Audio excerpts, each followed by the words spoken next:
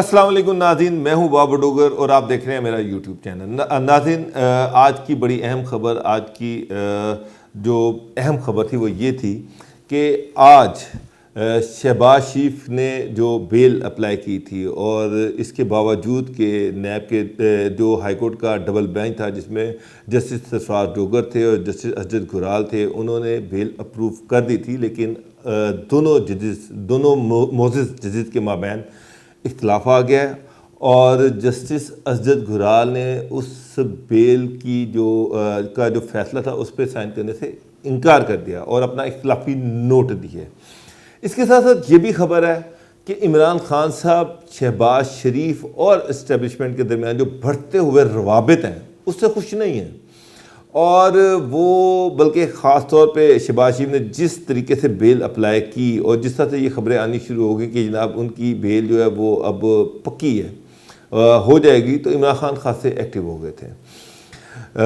इसके साथ साथ जाती उम्रा का जो अराज़ी है वो केस भी सामने आया है और उसमें जिस तरह से शरीफ ख़ानदान ने अर्ली 80s में एक जाली वहीदा नामी ख़ातून जो थी उनको पहले एक उनका 127 कनाल का क्लेम जो था उसके अगेंस्ट उनको ये ज़मीन दिलवाई गई और उसके बाद किस तरीके से ये ज़मीन बाद में शमीम बेगम जो नवाज शरीफ और शहबाज शरीफ की वालदा हैं उनके नाम पर ट्रांसफ़र की गई और वहाँ पर फिर जाती हुआ सारी एम्पायर खड़ी की गई।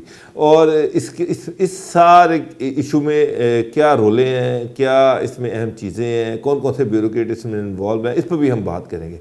लेकिन सबसे पहले नाज़रीन, इमरान खान शहबाज शरीफ और इस्टेब्लिशमेंट के जो रवाबित हैं उससे खासे खफा हैं और ख़ाइफ हैं। जेल में शहबाज शरीफ किस किस से मुलाकातें करते रहे, ख्वाजा आसिफ ने किन किन से मुलाकातें की, इसकी सारी डिटेल उनके पास है कि किस तरह से इस्टेब्लिशमेंट और शहबाज शरीफ आपस में एक दूसरे के करीब हो रहे हैं। एक चीज़ मैं आपको बताता चलूँ नाज़रीन कि इमरान खान नवाज शरीफ या मरीम नवाज से उतने ख़ाइफ नहीं है जितने ज़्यादा ख़ाइफ वो शहबाज शरीफ से हैं और अपना असल राइवल वो शहबाज शरीफ को ही गिनते हैं क्योंकि शहबाज शरीफ विकेट के बकौल शेख रशीद के शहबाज शरीफ विकेट के दोनों तरफ खेल रहे हैं, यानी कि वो अपने भाई के साथ भी हैं और वो उनके ताल्लुकात इस्टेब्लिशमेंट के साथ भी ठीक हैं। और ये भी इतलात थी कि किस तरह से वो तो अपनी एक कैबिनेट बना चुके थे, फिर अचानक चीज़ें बदल गई। तो अब भी जब ये खबरें आ रही थी कि शहबाज शरीफ जो हैं वो बेल अप्लाई करें और पीडीएम जो थी वो टूट चुकी थी और शहबाज शरीफ उसके बाद बेल अप्लाई कर रहे थे और ये भी चीज़ें थी कि उनकी बेल जो है वो कंफर्म है, तो ये सारी चीज़ें इमरान खान के नॉलेज में थी और उन्होंने अपनी टीम को बड़ा एक्टिव किया हुआ था कि आप इस चीज़ को मॉनिटर भी करें और देखें कि इससे किस तरह से निपटा जा सकता है।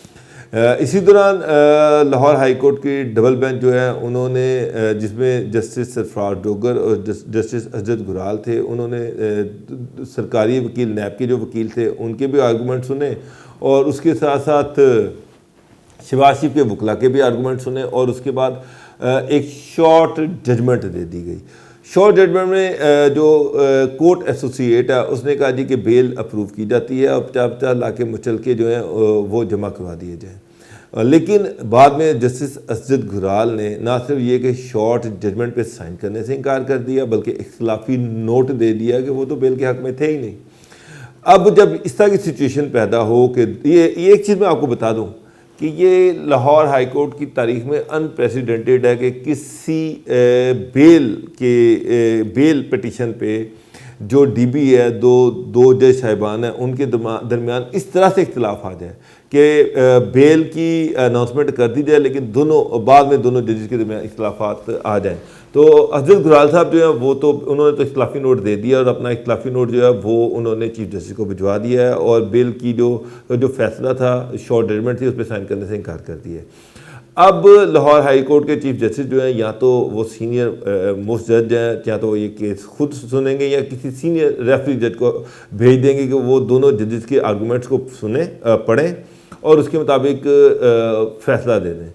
तो शहबाज शरीफ की जो बेल है वो लटक गई है। लेकिन इसके साथ साथ लाहौर हाई कोर्ट के चीफ जस्टिस जो हैं इन्होंने पीछे शहबाज शरीफ का जो जजेस नैब कोर्ट के हवाले से जो नैब के जो केसेस सुन रहे थे उन तीनों जजेस को बदल दिया, अचानक बदल दिया। अभी उनके साल हुआ था उनको और 3 साल उनके पड़े हुए थे तो उनको तब्दील कर दिया गया। तो अब उन्होंने रेफरी जज का भी फैसला करना है। तो देखें अब शहबाज शरीफ की बेल होती है या नहीं होती, इसका फैसला तो अब रेफरी जज ही करेंगे। दूसरी तरफ एक और बड़ी डेवलपमेंट हुई है, वो ये है कि शरीफ ख़ानदान का जो जाती उमरा पैलेस है, जिसकी जो कहते हैं कि 3000 किनाल पर मुश्तमिल है, जिसमें से 1440 किनाल जो जगह है वो मरियम नवाज़ की है और बाकी जगह जो है वो सारी फैमिली की है। तकरीबन ये भी 1600 किनाल जगह बनती है, जिसमें से 1250 किनाल जो है वो ज़रूरी मकासद के लिए इस्तेमाल होती है और 440 किनाल जगह पर नवाज़ शरीफ, उसके बाद मरियम नवाज़, अब्बास शरीफ, इनके घर हैं। 440 किनाल पर जाती उमरा में, रायबंड में, ये कुछ थोड़ी जगह नहीं है नाज़रीन। 440 किनाल बहुत बड़ी जगह है, ये इनर सर्कल है।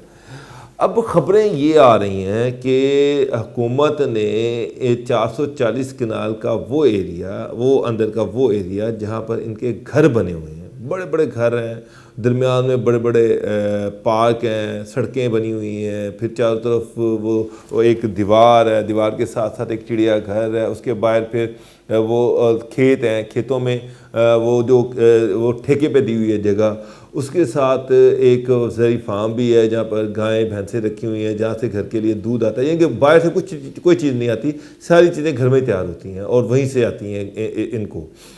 तो वहाँ पर मैंने ये भी देखा कि वहाँ पर बड़ी खूबसूरत सड़कें बनी हुई हैं, घर के अंदर जो 440 किनाल का एरिया उसके अंदर बड़ी खूबसूरत सड़कें बनी हुई हैं। और वहाँ पर शाम के टाइम वहाँ पर एक 2 घोड़ों की, सफ़ेद घोड़ों की भगी भी है जो शाम को वहाँ पर बच्चों को वहाँ पर चक्कर लगाती है और वहाँ पर बड़ी खूबसूरत जगह है, आइडियल जगह।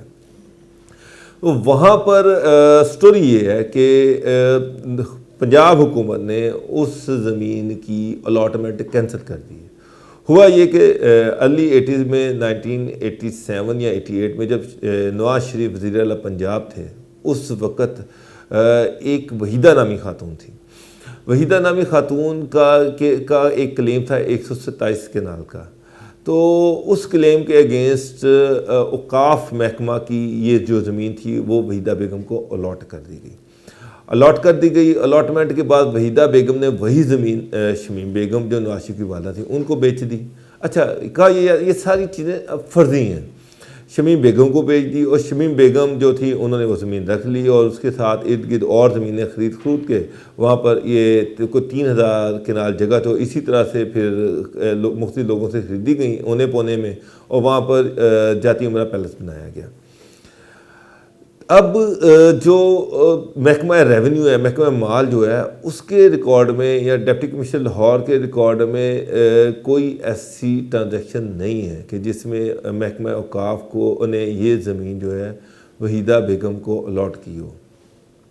आज PMLN के जो लीडर्स हैं राना सना और एहसन इकबाल, उन्होंने एक बड़ी गरजती बरसती प्रेस कॉन्फ्रेंस की और उसमें उन्होंने ये कहा कि ना सारा रिकॉर्ड जो है रेवेन्यू ने रद्दोबदल किया है।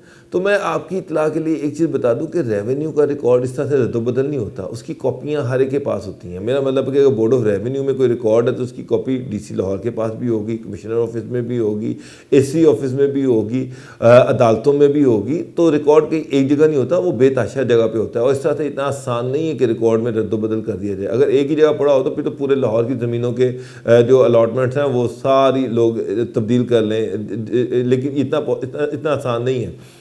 और जो डिप्टी कमिश्नर लाहौर हैं, उन्होंने ये रिकॉर्ड जो है, उन्होंने सारा रिकॉर्ड मंगवाया, देखा, चेक किया। उस रिकॉर्ड में वहीदा बेगम को औकाफ की ज़मीन की कोई अलॉटमेंट सामने नहीं आई। जब सामने नहीं आई तो उन्होंने ये जो शमीम बेगम के नाम ज़मीन अलॉट हुई थी वो कैंसिल कर दी।